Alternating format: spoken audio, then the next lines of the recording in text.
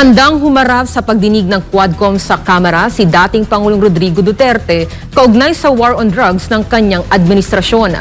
Narito ang balita ni Hannah Jane Sancho.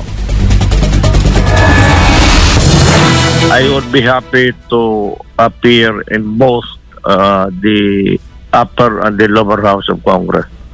Handang humarap sa investigasyon ng Kamara at Senado si dating Pangulong Rodrigo Duterte kaugnay sa kampanya laban sa iligal na droga ng kanyang administrasyon. Yun nga lang, wala pa raw itong natatanggap na formal na imbitasyon mula sa Quad Committee sa Kamara na nagsasagawa ngayon ng pagdinig hinggil sa umano'y extrajudicial killing sa war on drugs.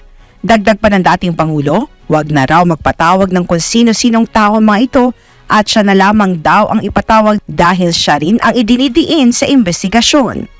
And because there are many persons already called or about to be called, baka may mga ibang tao pa mag-ano. Kung ito lang naman, it's all about me, di ako na lang. Bakit pa yung ibang tao? Ako na mismo ang tawagin nila. Anya, handa nitong sagutin ang mga katanungan ng mga mambabatas sa naturang issue. Sa mga nagdaang pagdinig, itinuturo ng mga resource person ng Quadcom ang dating Pangulo na umano'y nagpatumba sa mga high-profile inmates na may kinalaman sa iligal na droga.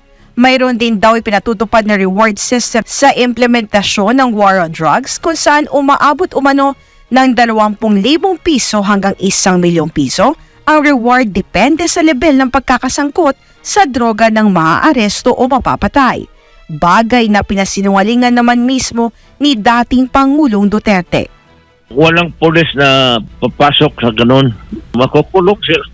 Why would they accept that kind of agreement when it will later on bring their downfall? Yan ang sinasabi ng reward. Walang reward yan. Hindi ako magbibigay ng reward. Paglilinaw pa ni Duterte, hindi niya kailanman ipinag-utos sa mga pulis na basta na lamang pumatay ng mga sangkot sa iligal na droga. Ito talaga ang order ko sa kanila. Hanapin mo at arestuhin ninyo kung saan ninyo. Bring them to me.